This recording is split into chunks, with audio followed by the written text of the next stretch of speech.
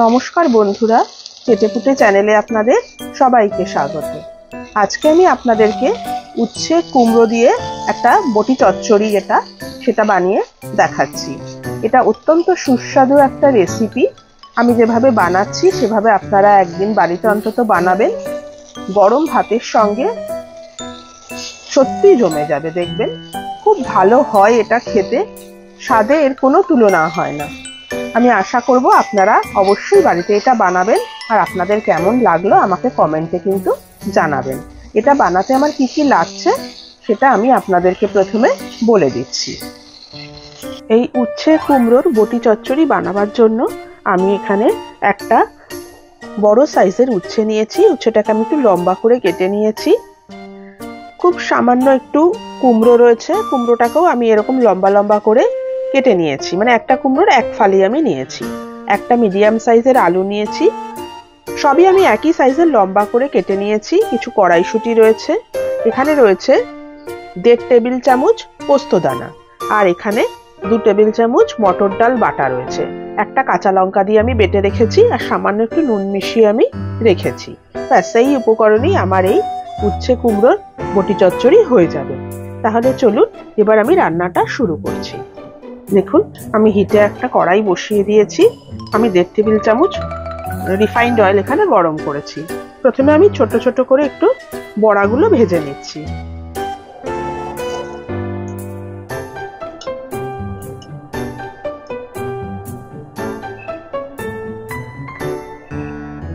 এটা আপনারা বড়ার পরিবর্তে ডালের বড়ি দিয়েও কিন্তু করতে পারেন।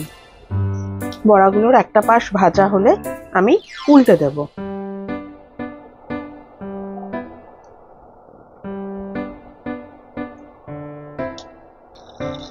যে কোনো ছুটির দিন দুপুরবেলায়, যেদিন নাকি বাড়ির সবাই একসাথে লাঞ্চ করে, সেদিনকে কিন্তু আপনারা এই রেসিপিটা বানিয়ে নিতে পারেন। দেখবেন সবার কিন্তু খুব ভালো লাগবে। একটু নতুন ধরনের, একই টাইপের তেতো খেতে খেতে ভালো লাগে না যখন, তখন এরকম ভাবে বানালে দেখবেন বাচ্চারাও কিন্তু খাবে।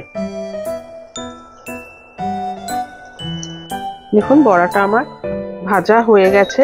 এবারে আমি তেল থেকে বড়াটা তুলে নিচ্ছি।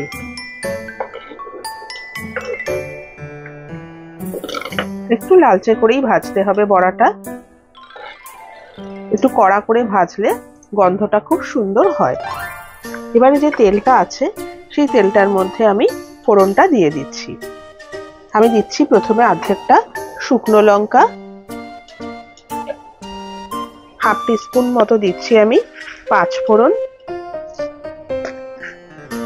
1/2 টিস্পুনের থেকে সামান্য একটু কম আমি দিচ্ছি আদা বাটা।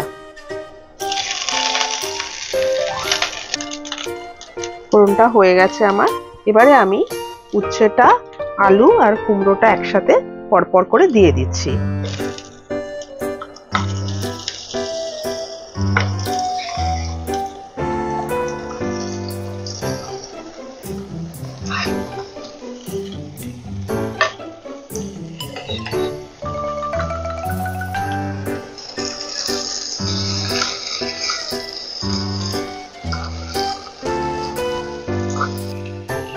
দিয়ে দিচ্ছি আমি স্বাদ মতো নুন,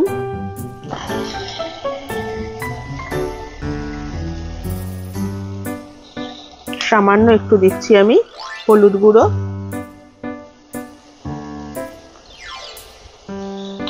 1/2 টিস্পুনের থেকে একটু কম আমি দিচ্ছি চিনি। ফ্লেমটাকে আমি মিডিয়াম টু হাইতে রেখেছি, ভালো করে মিশিয়ে নিচ্ছি। এবার আমি তেলটা যেহেতু আমি কম দিয়েছি, সেজন্য এবারে আমি দিয়ে দেব একটু জল, কারণ এটাও সেদ্ধ হতে হবে।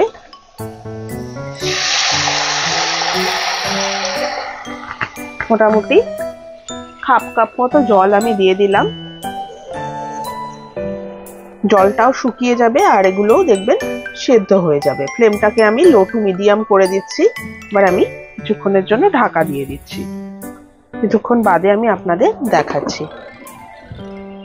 দেখুন, ঢাকনাটা আমি খুলে নিলাম, ভালো করে নাড়িয়ে দিচ্ছি জল দেওয়ার জন্য। পুরোটাই সেদ্ধ হয়ে গেছে, তেলটাও ছেড়ে দিয়েছে। আর যদি জলটা এরকম ভাবে না দিয়ে আপনারা করতেন, তেলটা একটু বেশি লাগতো, তার থেকে এটাই ভালো। এবার আমি ফ্লেমটা একটু বাড়িয়ে দিচ্ছি। কড়াইশুঁটিটা আমি এবারে দিয়ে দিচ্ছি, আর দিচ্ছি বড়াগুলো।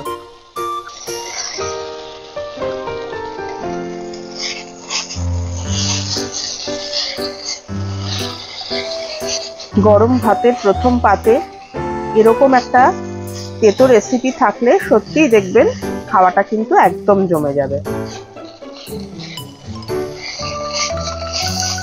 এবার আমি এই সবজিটাকে একটু সাইড করে দিচ্ছি, দিয়ে আমি এবারে দিচ্ছি হাফ টিস্পুন অয়েল,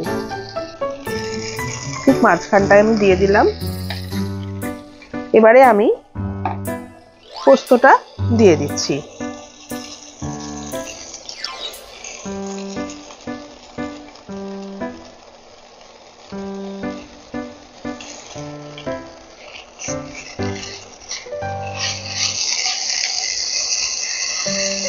ভালো করে আমি মিশিয়ে নিচ্ছি। দেখুন এটা আমার একদমই প্রায় রেডি হয়ে গেছে। ফ্লেমটাকে আমি এবারে অফ করে দিচ্ছি। কিছুক্ষণ স্ট্যান্ডিং টাইম দিয়ে আমি এটা আপনাদেরকে সার্ভ করে দেখাচ্ছি। আমার উচ্ছে কুমড়োর বটি চচ্চড়ি রেডি। আমি এভাবে সার্ভ করেছি। এটা আপনারা বাড়িতে একবার বানাবেন, গরম ভাতের সঙ্গেই কিন্তু এনজয় করবেন, আপনাদের ভালো লাগবে দেখবেন। আমার এই ভিডিওটা যদি আপনাদের পছন্দ হয়ে থাকে তাহলে অবশ্যই একটি লাইক করবেন, আর আমার চ্যানেলটিকে সাবস্ক্রাইব করে আমার পাশে থাকবেন প্লিজ। আর পাশে থাকা বেল আইকনটিকে প্রেস করবেন, যাতে আমি যখনই কোনো নতুন ভিডিও আপলোড করব তার নোটিফিকেশন খুব তাড়াতাড়ি আপনাদের কাছে পৌঁছে যাবে। তাহলে আজকে চলি, আবার চলে আসবো অন্যদিন নতুন কোনো রেসিপি নিয়ে। সুস্থ থাকবেন, ভালো থাকবেন, নমস্কার।